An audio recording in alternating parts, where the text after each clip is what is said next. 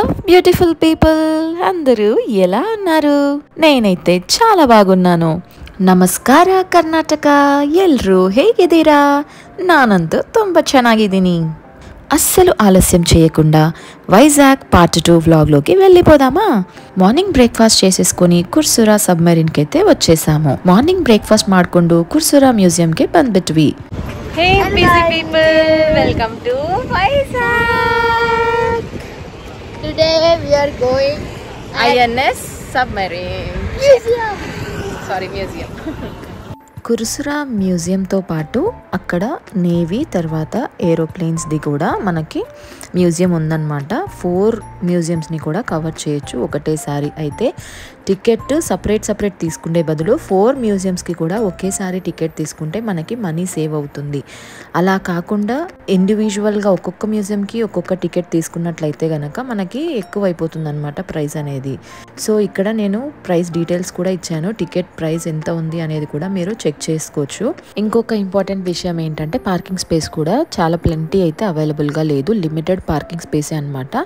So మీరు holidays టైంలో లేదా సండేస్ వెళ్ళారనుకోండి, చాలా క్రౌడెడ్గా ఉంటుంది. ಪಾರ್ಕಿಂಗ್ ಸ್ಪೇಸ್ ಕೂಡ ದೊರಕಿದೆ నాకు ಡೌಟ್ ಅನೇ ಅನಿಪಿస్తుంది. ಟಿಕೆಟ್ ಪ್ರೈಸಸ್ ಎಲ್ಲ ನಾನು ಕೊಟ್ಟಿದ್ದೀನಿ, ನೀವು ನೋಡಬಹುದು ವಿಡಿಯೋದಲ್ಲಿ.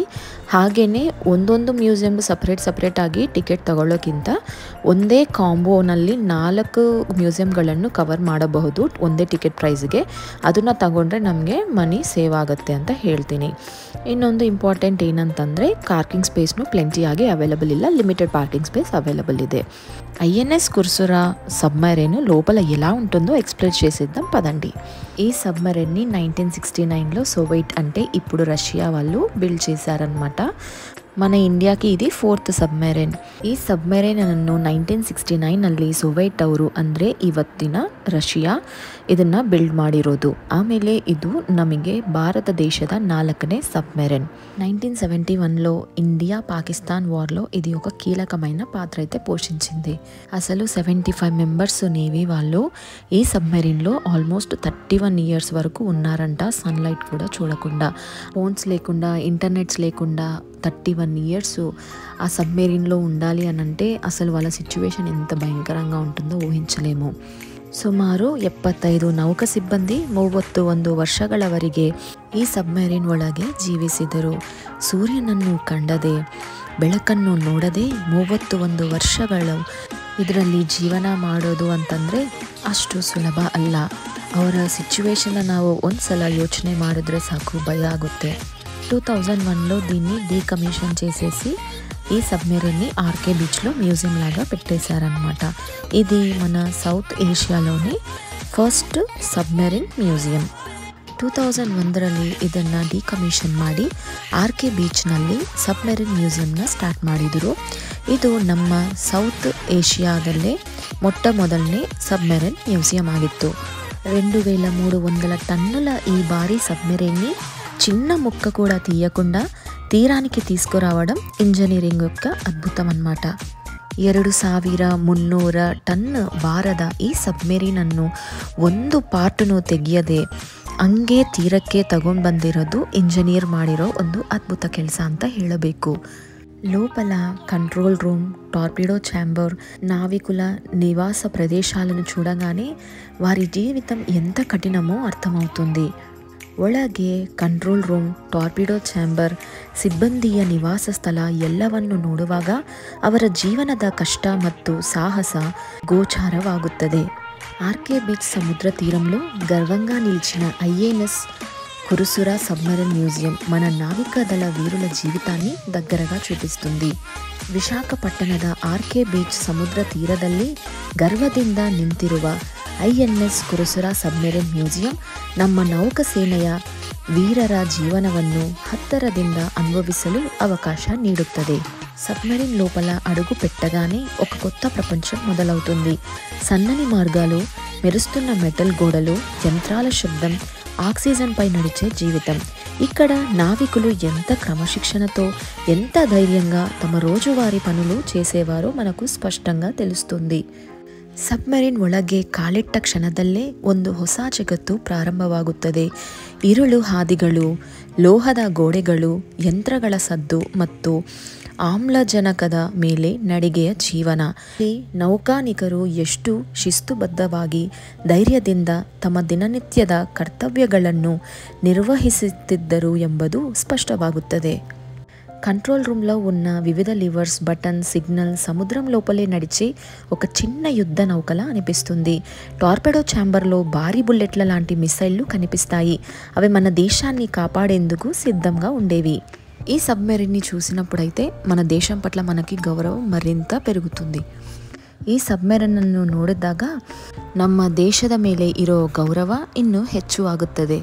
ఇప్పుడు మనం TU-142 ಏರ್ಕ್ರಾಫ್ಟ್ ಮ್ಯೂಸಿಯಂని ಎಕ್ಸ್ಪ್ಲೋರ್ చేసేస్తాం ಪದಂಡಿ.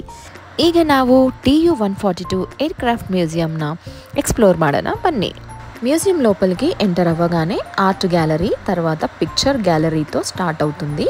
అక్కడ మన పైలట్స్ కానీ, క్యాప్టెన్స్ కానీ, నేవీ వాళ్ళ గురించి, తర్వాత ఎయిర్ క్రాఫ్ట్ పైలట్స్ గురించి అక్కడ వివరంగా ఉంటుందన్నమాట. వాళ్ళు చేసిన సేవల గురించి, అలాగే వాళ్ళు చేసిన ధైర్య సాహసాల గురించి అయితే మనకు ಗ್ಯಾಲರಿలో చాలా ಸ್ಪಷ್ಟంగా ಎಕ್ಸ್ಪ್ಲೈನ್ చేశారు. ಮ್ಯೂಸಿಯಂನ ಎಂಟರ್ ಮಾಡಿದ ಮೇಲೆ ನಮಗೆ ಸಿಗೋದು first art gallery, picture gallery, ಹಾಗೆಯೇ ಅವಾರ್ಡ್ಸ್ ಗ್ಯಾಲರಿ. ಅದರಿಂದ ಶುರು ಆಗಿ ಪೈಲಟ್ಸ್ಗಳ ಸ್ಟೋರಿಗಳು, ಹಾಗೆಯೇ ಅವರ ಧೈರ್ಯ ಸಾಹಸಗಳು ಎಲ್ಲನೂ ಪಿಕ್ಚರ್ಸ್ ರೂಪದಲ್ಲಿ ನಮಗೆ ತೋರಿಸಲಾಗುತ್ತದೆ. ఈ గ్యాలరీస్లో TU-142 యొక్క హిస్టరీ, రష్యాలోని టుపోలేవ్ డిజైన్ బ్యూరో తయారీ వివరాలు మరియు భారత నౌకాదళం దానిని ఎలా ఉపయోగించిందో చూపిస్తాయి. ఇక్కడ పైలట్ హెల్మెట్లు, పారాషూట్లు, ఫ్లైట్ సూట్లు, మిషన్ లాగ్లు కూడా చూడవచ్చు. పిల్లల కోసం ప్రత్యేకంగా ఇంటరాక్టివ్ డిస్ప్లేలు ఉన్నాయి. ఎయిర్ ప్రొపెల్లర్స్ ఎలా పనిచేస్తుందో, రాడర్ ఎలా గుర్తిస్తుందో అర్థమయ్యేలా మనకు వివరిస్తారు. చివరగా ఒక ట్రిబ్యూల్ వాల్ ఉంది. అందులో TU-142లో పనిచేసిన ధైర్యవంతులైన పైలట్ల ఫోటోలు, వారి స్ఫూర్తిదాయకమైన వాక్యాలు మన కోసం అయితే ఉంచారు. TU-142 ಒಳಗೆ ಅದರದ ಇತಿಹಾಸ, ರಷ್ಯಾದ ಟ್ರಿಪ್ಯೂಲಿನ್ ಡಿಸೈನ್ ಬ್ಯೂರೋ ನಿರ್ಮಾಣ ಮಾಹಿತಿ ಹಾಗೂ ಭಾರತೀಯ ನೌಕಾಸೇನೆಯ ಸೇವಾ ದಾಖಲೆಗಳನ್ನು ತೋರಿಸಲಾಗಿದೆ. ಇಲ್ಲಿ ಪೈಲಟ್ ಹೆಲ್ಮೆಟ್ಗಳು, ಪಾರಾಶೂಟ್ಗಳು, ಫ್ಲೈಟ್ ಸೂಟ್ಗಳು ಮತ್ತು ಮಿಷನ್ ದಾಖಲೆಗಳು ನೋಡಬಹುದು. ಮಕ್ಕಳಿಗಾಗಿ ವಿಶೇಷ ಇಂಟರಾಕ್ಟಿವ್ ಪ್ರದರ್ಶನಗಳು ಇವೆ. ಪ್ರೊಪೆಲ್ಲರ್ ಹೇಗೆ ಕಾರ್ಯನಿರ್ವಹಿಸುತ್ತದೆ, ರಾಡರ್ ಹೇಗೆ ಪತ್ತೆ ಹಚ್ಚುತ್ತದೆ ಎಂಬುದನ್ನು ತೋರಿಸುತ್ತವೆ. ಕೊನೆಯಲ್ಲಿ ಒಂದು ಟ್ರಿಬ್ಯೂಟ್ ಹಾಲ್ ಇದೆ. TU-142 ದಳದಲ್ಲಿ ಸೇವೆ ಸಲ್ಲಿಸಿದ ಧೈರ್ಯಶಾಲಿ ಪೈಲಟ್ಗಳ ಚಿತ್ರಗಳು ಮತ್ತು ప్రేరణాదాయక నుడిగలు. ఈ గ్యాలరీస్ అన్నిటిని ఎక్స్ప్లోర్ చేసిన తర్వాత మనం బయట వెళ్తే కనుక మనకు ఒక పెద్ద ఎయిర్ క్రాఫ్ట్ అయితే కనిపిస్తుంది. అదేనండి ఆల్బట్రోస్. దాని పేరు ఆల్బట్రోస్ అని ఎందుకంటారో తెలుసా? అది దాదాపు 50 మీటర్ల పొడుగుంటుంది. అలాగే 50 మీటర్ల రెక్కల విస్తీర్ణం కూడా ఉండి 4 పెద్ద ప్రొపెల్లర్ ఇంజన్స్ కూడా ఉన్నాయి. దీనిని ಆಕಾಶಪು ಆಲ್ಬಟ್ರೋಸ್ అని ಕೂಡ పిలుస్తారన్నమాట. ಈ ಗ್ಯಾಲರಿಗಳನ್ನು ನೋಡಿದ ಮೇಲೆ ಆಚೆ ಹೋದರೆ ನಮಗೆ ಕಾಣಿಸೋದು ಒಂದು ದೊಡ್ಡ ಏರ್ ಕ್ರಾಫ್ಟ್. ಸುಮಾರು 50 ಮೀಟರ್ ಉದ್ದ, 50 ಮೀಟರ್ ರೆಕ್ಕೆಗಳ ಅಗಲ ಮತ್ತು 4 ಭೀಕರ ಪ್ರೊಪೆಲ್ಲರ್ ಇಂಜಿನ್ಗಳು. ಇದನ್ನ ಅದಕ್ಕೆ ಆಲ್ಬಟ್ರೋಸ್ ಅಂತ ಕರೆಯುತ್ತಾರೆ.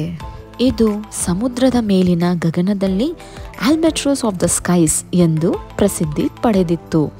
ఇండియాస్ హైయెస్ట్ గ్యాలంటరీ అవార్డ్ అయిన పరమవీర చక్రను రూపొందించిన సావిత్రి కనోల్కర్ గురించి ఇప్పుడు మనం మాట్లాడుకుందాం. ఆమె భారతదేశంలో జన్మించలేదు, కానీ ఆమె హృదయం మాత్రం భారతమైంది.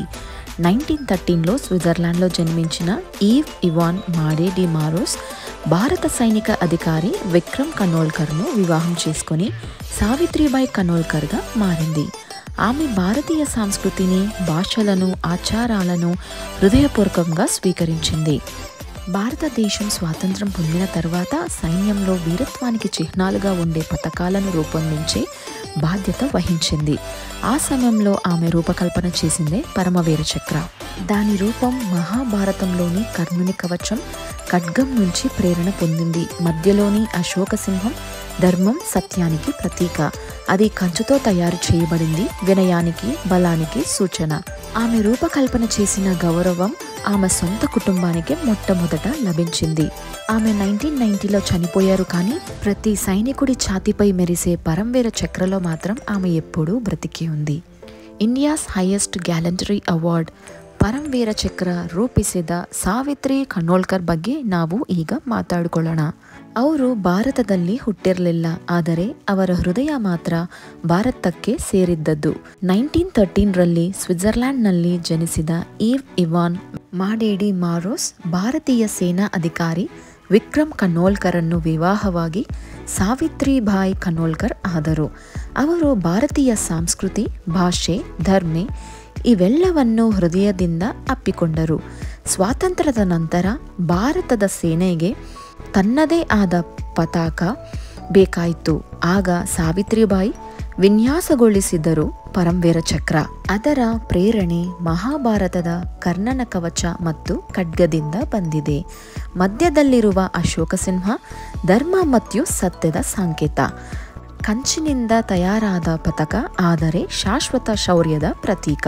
ಅವರು ವಿನ್ಯಾಸಗೊಳಿಸಿದ ಗೌರವ ಅವರ ಕುಟುಂಬದವರಿಗೆ ಮೊದಲು ಲಭಿಸಿತ್ತು. 1990 ಅಲ್ಲಿ ಅವರು ವಿಧಿವಶರಾದರು, ಆದರೆ ప్రతి పరమవీర చక్రదಲ್ಲೂ ಅವರು ಇನ್ನೂ ಜೀವಂತವಾಗಿದ್ದಾರೆ. ఇప్పుడు నెక్స్ట్ మనం వెళ్ళబోతున్నది UH-3H ಸಾರಸ್ ಹೆಲಿಕಾಪ್ಟರ್ ಮ್ಯೂಸಿಯಂ. ಈಗ ನಾವು ಹೋಗ್ತಿರೋದು UH-3H సారస్ హెలికాప్టర్ మ్యూజియంను ನೋಡೋಕ್ಕೆ. ఇక్కడ కూడా అంతే, ఎంటర్ అయిన వెంటనే మనకు పిక్చర్ గ్యాలరీతో డీటెయిల్ ఇన్ఫర్మేషన్తో మొదలవుతుంది. ఆ పిక్చర్ గ్యాలరీలో హెలికాప్టర్ ఆపరేషన్స్ గురించి మొత్తం డీటెయిల్డ్గా ఇచ్చారు. ఎక్కడెక్కడ ఏ ఆపరేషన్స్ ఏ ఇయర్లో జరిగాయి అన్నది డీటెయిల్డ్గా ಇಚ್ಚಾರು.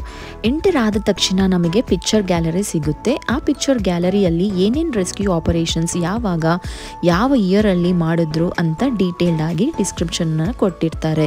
ಆಮೇಲೆ ನಾವು ಹೆಲಿಕಾಪ್ಟರ್ ಅನ್ನು ಹತ್ತು ಅದರಲ್ಲಿ ఇరో ಎಲ್ಲ కంట్రోల్స్ಗಳನ್ನು ನಾವು ఎక్స్పీరియన్స్ ಮಾಡಲಾಗುತ್ತದೆ. ఇంకా ఇది అయిన తర్వాత మనం లాస్ట్ ఎక్స్ప్లోర్ చేయాల్సింది వచ్చేసి సీ హ్యారియర్ మ్యూజియం.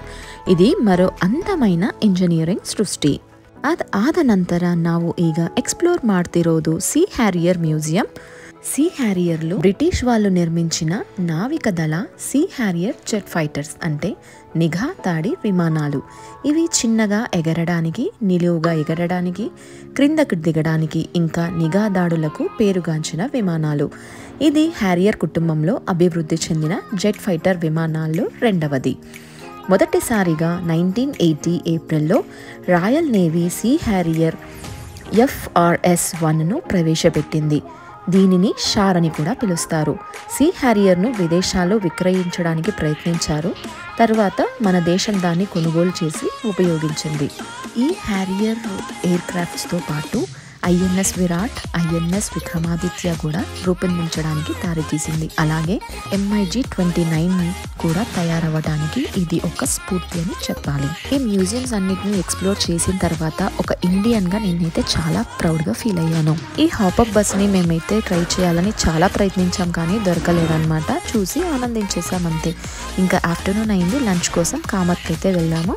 కామత్ రెస్టారెంట్లో అంజల్ ఫిష్ ఫ్రై, తర్వాత అపోలో ఫిష్ అక్కడ ఫేమస్ అంట, అది ట్రై చేద్దామని అపోలో ఫిష్, తర్వాత నాటుకోడి పలావ్ అక్కడ ఫేమస్ అన్నారు, అది కూడా తీసుకున్నాను. నేనైతే తిన్నాను కాబట్టి జస్ట్ రైస్ తిన్నాను అనమాట. అలాగే బాడీ కూల్ చేసుకోవడం కోసం ఒక బటర్ మిల్క్ కూడా చెప్పాము.